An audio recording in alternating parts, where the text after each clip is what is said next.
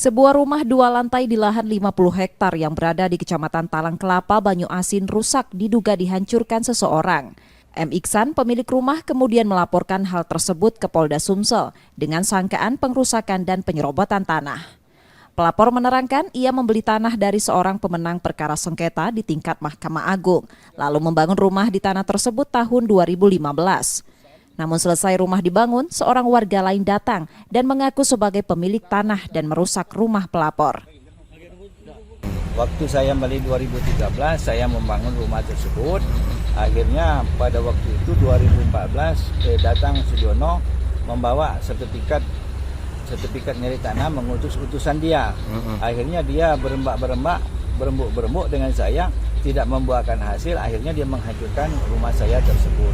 Kalau surat saya sudah putusan Mahkamah Agung tahun 98, sudah punya keputusan Mahkamah Agung kekuatan mengikat.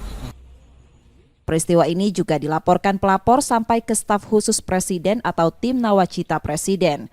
Sementara laporan di Polda Sumsel masih dalam pemeriksaan.